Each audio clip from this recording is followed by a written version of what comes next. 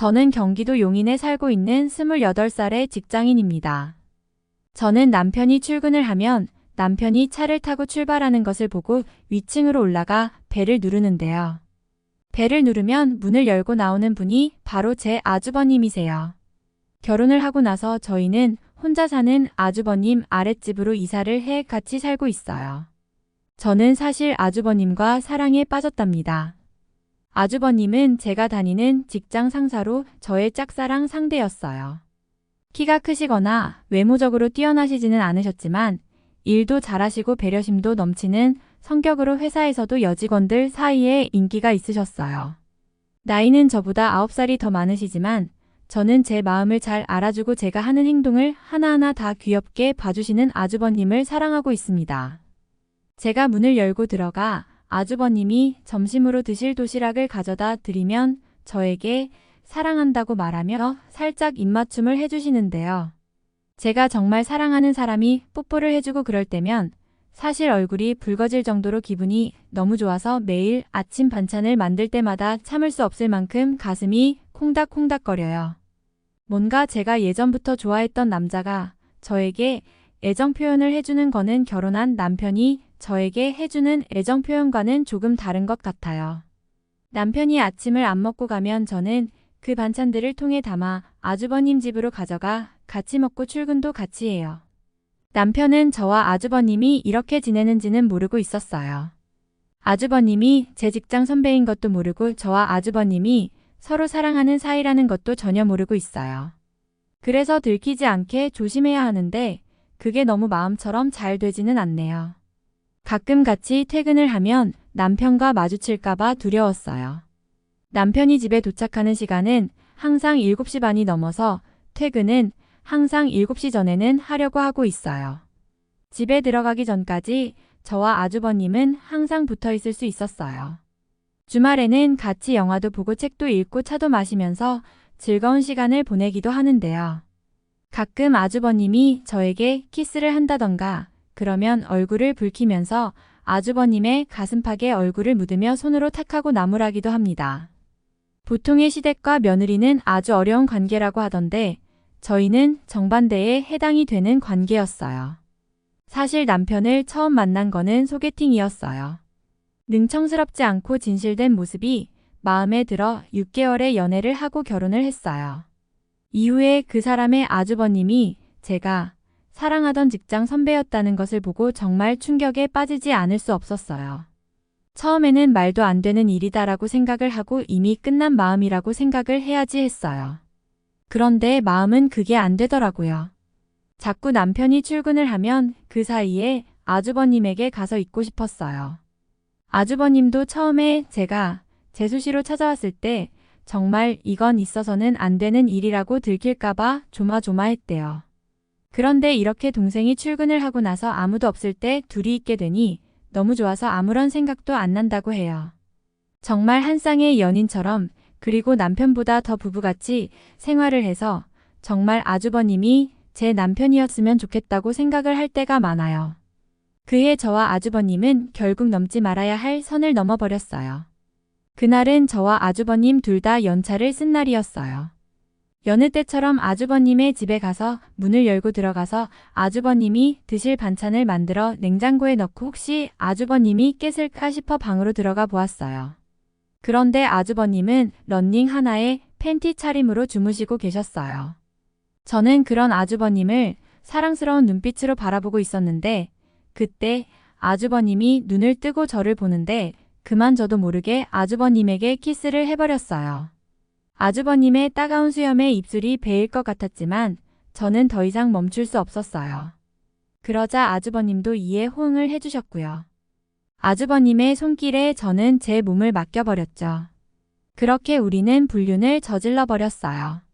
저와 아주버님은 그때부터 남편 몰래 잠자리까지 같이 했어요.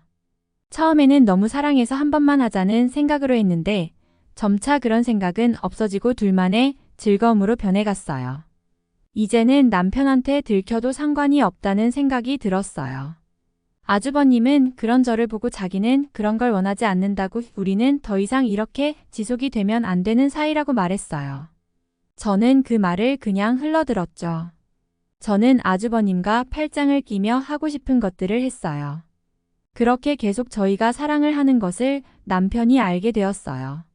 남편이 퇴근을 하다가 저와 아주버님이 같이 있는 것을 보고 수상하게 생각하여 뒤를 따라오다가 결국 저희가 같이 손을 잡으며 데이트를 하는 모습을 보게 된 거예요. 정말 아니라고 부인할 수 없는 증거를 잡히게 되어버렸죠. 남편은 집으로 돌아와서 저와 아주버님을 보고 경멸하는 눈빛으로 쳐다봤습니다. 저는 잘못했다고 무릎을 꿇고 울면서 빌었습니다. 끝내 남편은 받아주지 않았어요. 남편은 시부모님과 아가씨에게 이 사실을 모두 다 말해버렸고 저와 아주버님은 그때부터 지옥이 뭔지 알게 되었어요. 남편은 우리가 사는 아파트부터 시작해서 회사에까지 저와 아주버님이 몰래 쓰레기 같은 불륜을 저질렀다.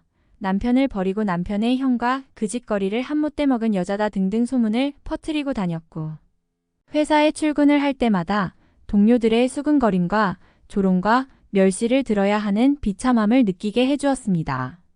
저는 그런 말을 들어도 그냥 참을 수 있었지만 제가 사랑하는 아주버님이 그런 말을 듣는 것이 너무나도 참혹하고 지옥보다 더 고통스러웠습니다. 입소문이 한번 퍼지니까 정말 무서울 정도로 빨리 퍼지고 넓게 퍼지더군요. 자주 가던 미용실에 가도 거기에 있는 아주머니들이 저를 이상한 여자로 보고 뒤에서 수근수근 대는데 정말 창피하고 얼굴을 못 들고 다니겠어요. 저는 남편에게 차라리 이혼을 해달라 요구를 했습니다. 이러는 거 너무 힘들고 계속 우리 둘 다 스트레스 받을 바에 서로를 위해서 이혼을 하자고 했습니다. 그런데 남편은 이혼을 안 해주겠다고 했습니다. 지금 자기가 이혼을 해주면 자기만 바보처럼 우리를 위해 열심히 산 것밖에 되지 않는다고 자기보다 더 고통을 받아야 적성이 풀리겠다고 했습니다. 저는 그 말에 눈물을 흘리면서 정말 잘못했다고 하며 무릎을 꿇고 빌었지만 소용이 없었습니다. 그 후 저는 밖에서 사람을 만나는 것이 무서워 아무데도 나가지 못했습니다. 아주버님도 그런 저를 보듬어 주시지 못했습니다. 이미 소문이 나서 본인도 저를 보살펴줄 처지가 안 되고 지금 더 저랑 같이 있게 되면 본인을 상대로 고소를 하게 생겼기 때문입니다.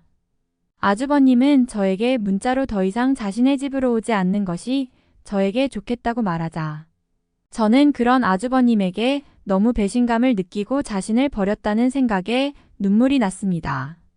특히 제 핸드폰으로 시부모님이 전화를 해서 어떻게 본인의 아들을 버리고 그것도 자기 첫째 아들과 그렇고 그런 짓을 할 수가 있냐고 미친 거냐고 그러는데 정말 죽어버리고 싶었어요. 아가씨는 제가 처음 시집올 때부터 이런 여자라는 사실을 알고 있었다는 등 언젠가는 이런 일이 일어날 줄 알았는데 그게 자기 오빠하고 일어날 줄은 정말 꿈에도 생각 못했다고 하면서 저에게 말씀을 하셨어요. 저는 아무 말 못하고 그저 듣기만 하고 죄송하다는 말밖에 할 수 없었습니다. 남편이 아주버님에게 소리를 지르며 부모님한테 부끄럽지도 않냐고 소리를 하는데 아주버님도 남편에게 나는 이미 결혼할 나이도 지났고 같은 회사를 다니는 제가 좋아져서 잠깐 실수를 했다고 그렇게 싸우는데 저는 거실에서 둘의 싸움을 지켜볼 수밖에 없었습니다. 제가 지금 둘 사이에 끼어서 어느 쪽 편도 들 수 없었고 오히려 더 안 좋게 될 수도 있었기 때문입니다. 저는 이러한 상황을 더 이상 지켜볼 수가 없어서 이곳을 떠나기로 했습니다. 남편은 바람핀 대가를 치르게 해주겠다고 했으나 저는 결국 그 대가를 다 받지 못하고 남편이 자는 새벽에 몰래 집을 나와 본가로 갔습니다. 남편이 전화가 왔지만 받지 않자 문자로 저 혼자 살겠다고 그렇게 나갔다고 나중에 후회하지 말라고 하는데 그 말이 현실이 되더군요. 남편은 저에게 이혼 소송을 했지만 제가 참석하지 않았고 그래서 남편의 증거자료에 의해 제가 남편에게 위자료를 주게 되었고 제가 그 위자료를 주지 않자 신용불량자로 등록을 해 어떤 신용카드도 못 쓰게 되었어요. 그래서 통장이 있어도 돈을 빼서 쓸 수도 없고 오직 현금으로만 생활을 해야 하는 지경이 된 거예요. 직장도 다니지 못하고 아무 일도 못하니까 돈도 못 벌고 먹을 것도 못 먹는 상황이 되니 제가 저지른 잘못이 얼마나 큰 잘못인지 알게 되더군요. 이 글을 읽으시는 분들은 저 같은 실수를 하지 않았으면 합니다. 한 번의 실수로 인생이 정말 힘들어져요. 결혼을 하면 배우자를 평생 사랑해 주시고 다른 이성에게는 눈길도 주지 마세요. 저는 앞으로 어떻게 해야 할지 막막하네요.